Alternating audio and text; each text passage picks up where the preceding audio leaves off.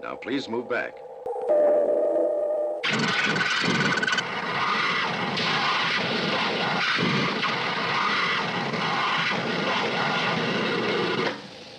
Meacham, I must ask you to have faith in our ultimate aims. I must also ask you to refrain from meeting with any of your co-workers again, except in our usual channels. Any way you want it. What if I told you one of the most ambitious sci-fi films of the 1950s was Universal's answer to Star Wars, decades before Star Wars even existed? This Island Earth wasn't just another monster movie. It was a full-blown space opera filmed in dazzling Technicolor where humanity faced the unknown across the stars. But behind the glowing saucers and futuristic lab coats was chaos, rewrites, ego clashes, and a mutant costume that nearly ruined it all. These are 16 facts about This Island Earth, the film that tried to bring prestige to pulp and paid the price for dreaming too big. Number 1. The Star Wars of the 1950s. Before Luke ever picked up a lightsaber, Universal tried to build its own galaxy far, far away. This Island Earth was billed as the Star Wars of its day, a bold, colorful space epic at a time when most sci-fi films were cheap black and white monster flicks. Universal poured money into it like never before, hoping to prove it could outshine Paramount and Warner Brothers with something grander than radioactive bugs or lizard men. Every frame was designed to look expensive. Glowing alien labs, sleek saucers, and Technicolor skies, this was spectacle on a new level. It cost around $800,000 to make, a fortune for 1955, making it the most lavish sci-fi film of its time. Audiences had never seen anything like it. Critics called it bizarre and beautiful, and for a moment, it looked like Universal had launched a new age of science fiction. But behind that shimmering success, the real drama was just beginning. Number 2, based on a serious novel. Long before it hit the big screen, This Island Earth began as a quiet little story buried in the pages of a pulp magazine. Writer Raymond F. Jones published it in Thrilling Wonder Stories in 1952, a tale that dared to treat science fiction with brains instead of just thrills. His novel tackled morality, politics, and philosophy at a time when most sci-fi writers were still inventing giant ants and radioactive blobs. When Universal bought the rights, they didn't just buy another alien invasion story. They bought an idea. One that asked what it really means to communicate across galaxies, and whether intelligence alone could save a dying world. That depth was rare in 1950s cinema, and it gave the studio a foundation far more thoughtful than the creature features it was known for. But adapting that kind of story for Hollywood wasn't easy, because once the suits got involved, science and philosophy quickly gave way to deadlines, rewrites, and studio politics. I won't ask you to condone what we've done. All I ask is that when you understand the plight of my people, you try to have more sympathy for our deeds. Number 3. The director's double deal. Director Joseph Newman didn't just want to film This Island Earth, he wanted to control it. After leaving 20th Century Fox in 1953, Newman discovered Raymond F. Jones's novel and saw its potential. So, he did something bold. He bought the rights himself, hired a writer to adapt it, and then took the finished package to Universal. His deal came with one condition. If the studio wanted the story, they had to buy his script and hire him to direct. It was an unusual power move in the 1950s, especially from a filmmaker better known for small westerns and noir thrillers. But it worked. Universal, desperate for a prestige sci-fi project, accepted. Newman suddenly went from pitching movies to commanding one of the most expensive science fiction films of its decade. He had won the battle to direct, but he'd soon find out that in Hollywood, keeping control of your own creation is a war that never really ends. Number 4. The script that wasn't sci-fi enough. When Universal read the first version of This Island Earth, they weren't impressed. Producer William Allen, who had helped shape Creature from the Black Lagoon, said, "The story felt cold and lacked a moral center." His solution? Bring in Franklin Cohen, a writer known for detective mysteries, not science fiction. Cohen had never written about aliens or space travel before, yet he was tasked with rewriting the entire screenplay from scratch, infusing it with heart, humanity, and a sense of purpose. The result shifted the film's tone from hard science to something more emotional, a story about understanding between species rather than just survival. It was a gamble that paid off. Cohen's rewrite gave the movie its philosophical edge, but also marked the first time Newman realized he was no longer the only one steering the ship. Number 5. Rex Reason's name battle. Before filming began, Universal tried to rebrand its new leading man. Actor Rex Reason was told he'd have to use a stage name, Bart Roberts, because the studio thought his real name sounded too fake to be believable. Ironically, it was his real name that sounded more like a Hollywood invention. Reason refused to play along. He demanded that his own name appear on the credits, even if it meant risking his first major lead role. It was a gutsy move for a relatively unknown actor in the 1950s, especially at a studio not known for giving its talent much say. In the end, he won. Rex Reason stayed on the poster, and the name became one of the most memorable in 1950s sci-fi. It was the first of many power struggles behind the scenes, a reminder that even in a movie about aliens, the real battles were fought on Earth. Number 6. Faith Domergue's Bruising Shoot. For actress Faith Domergue, this island Earth was supposed to be her big comeback, but it turned into a physical ordeal. During the film's demanding action scenes, she was tossed, dunked, and bruised from head to toe. In one sequence, she had to wrestle with the mutant creature. By the time shooting wrapped, she later said she was black and blue from shoulder to feet. Domergue had been discovered years earlier by Howard Hughes, who promised her stardom, but this role proved just how tough she really was. There were no stunt doubles, no safety warm-ups, just long takes and a ticking studio clock.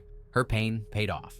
Despite the grueling conditions, her performance helped sell the illusion that this island Earth was something bigger than its rubber monsters, a sci-fi film with real human grit behind the spectacle. You were awful sissy about that icy water. Now, Ruth, don't tell me you've forgotten. Dr. Meacham, all I can say is I'm deeply flattered. Maybe a little envious of the girl you've mistaken me for. Number 7. A co-star who never broke character. Not everyone on set shared the same warmth. Actress Faith Domergue later said her co-star, Jeff Morrow, who played the alien Exeter, was a hard man to get friendly with.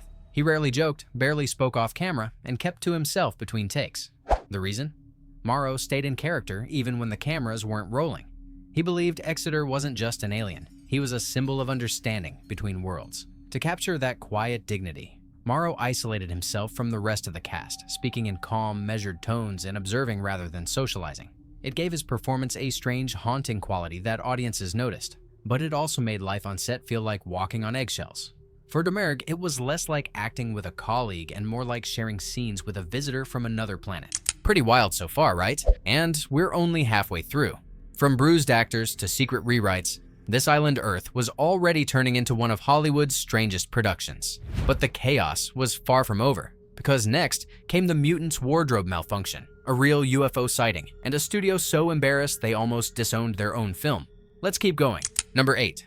The $800,000 Gamble. Universal wasn't known for big budgets in the 1950s. Their bread and butter was black and white monster flicks that could be shot fast and cheap. But when This Island Earth came along, the studio decided to bet big. Almost $800,000, an enormous sum for a sci-fi film at the time. The money went everywhere. Elaborate sets, shimmering Technicolor film stock, miniature effects, and custom-built alien props. Even the laboratory equipment was designed to glow under colored light filters to make it look futuristic. The studio wanted audiences to feel they were seeing something truly out of this world. It was a high-stakes move that briefly paid off. The film became one of Universal's biggest hits of 1955. But it also taught the studio a brutal lesson. Prestige sci-fi was expensive, and monster movies were cheaper. After This Island Earth, Universal didn't gamble that big again for years. Metaluna's atmospheric pressure is like that in your greatest oceans. If we entered Metaluna's orbit without conversion, we'd be crushed to death. Then in going from Metaluna to Earth, the tissues of our bodies would dwindle. We'd disintegrate completely. Correct, Meacham. Number 9. The Trousered Monster. One of the strangest details in This Island Earth isn't in the script, it's in the costume. The mutant creature, designed to terrify audiences, ended up wearing a pair of trousers. Originally, the alien's legs were meant to match its insect-like upper body, but the effects team couldn't get them to move properly. The latex kept tearing, and the clock was ticking. With the studio breathing down their necks, the crew made a desperate fix. They dressed the mutant from the waist down in pants to hide the problem. Movie posters still showed the full, terrifying creature as it was meant to be seen. But on screen, the alien looked like it had raided a department store. Ironically, the design flaw became part of the film's cult charm. Today, that trousered mutant is one of the most recognizable and unintentionally funny icons of 1950s science fiction. Number 10. The real UFO inspiration. That sleek flying saucer in This Island Earth wasn't born from imagination. It was modeled after one of the most famous real UFO sightings in history. In 1950, a farmer named Paul Trent photographed a mysterious disc hovering over his farm in McMinnville, Oregon. The two photos became legendary, sparking national headlines and decades of debate. Universal's effects team used those very images as reference for the Metaluna spacecraft, carefully shaping its curved hull and glowing lights to match the photos. It wasn't a coincidence. They wanted audiences to subconsciously connect the film's fiction with reports they'd seen in newspapers. The result was eerie. The ship felt oddly familiar, as if it could have been spotted in the night sky for real. To this day, UFO researchers still call the McMinnville photos some of the best evidence ever captured, blurring the line between cinematic fantasy and earthly mystery. Number 11. The Earth that became a logo. When you see the spinning globe at the start of an old Universal movie, you might actually be looking at a leftover prop from this island Earth. The studio's effects team built a miniature Earth for the film's space sequences, a detailed model lit with swirling clouds and faint atmospheric glow. After production wrapped, Universal didn't toss it out. They repurposed the same miniature in their official studio logo, the one audiences saw before every film from the 1950s through the 1980s. It was their way of getting extra mileage out of an expensive prop while giving the brand a futuristic look. So every time a Universal movie opened with that majestic spinning planet, it wasn't just a symbol. It was a quiet echo of this island Earth, the film that literally put their logo in orbit. Earth. It's being left far behind. Number 12. Two directors, one vision. Halfway through production, Universal started to panic. Early test footage from director Joseph Newman wasn't living up to expectations. Too slow, too talky, not enough cosmic energy. So, behind the scenes, the studio quietly called in another filmmaker, Jack Arnold, the man behind Creature from the Black Lagoon and It Came from Outer Space. Arnold stepped in to reshoot key scenes, especially those set on the alien planet Metaluna. His knack for tension and atmosphere gave the movie the visual punch Universal wanted. But it also meant two very different directing styles collided in one film. Newman's moody, cerebral tone mixed with Arnold's pulpy energy created something unintentionally unique. A film that felt both grand and strange, intelligent and campy. Exactly the balance that would later make This Island Earth a cult classic. Number 13. The Composer Trio. When it came time to score This Island Earth, Universal wanted music that felt larger than life. Something that could make audiences believe they were drifting between galaxies. Instead of hiring one composer, the studio brought in three: Henry Mancini, Hans J. Salter, and Herman Stein, the same powerhouse team that had created the unforgettable sound of Creature from the Black Lagoon. Together, they built a sonic world out of eerie strings, booming brass, and experimental electronic tones that were cutting edge for the 1950s. Mancini, who would later write the Pink Panther theme, helped weave elegance into the chaos, while Salter and Stein handled the terror and tension. The result was one of the most haunting sci-fi soundtracks of its era. A mix of beauty and dread that made This Island Earth feel less like a B-movie and more like an interstellar opera. Number 14. Embarrassed at their own premiere.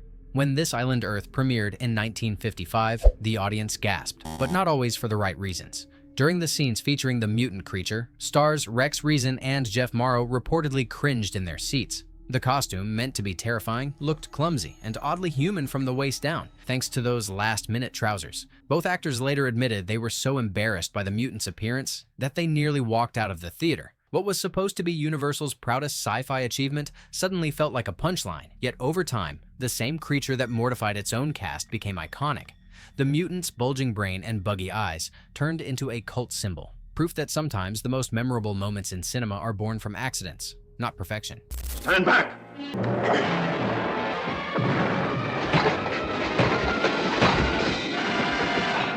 Number 15. The sequel that never left the ground. After This Island Earth became one of Universal's biggest hits of 1955, the studio immediately started planning a sequel. The script was titled Aliens in the Skies, written by screenwriter Franklin Cohen and producer William Allen, with plans to reunite Rex Reason and Faith Domergue for another Technicolor adventure. It was even set to be filmed in CinemaScope, a widescreen format that would have made the sequel look bigger and grander than the original. For a brief moment, the project was in pre-production. Sets were being designed and the cast was ready to return. But when Universal's executives reviewed the proposed budget, they froze.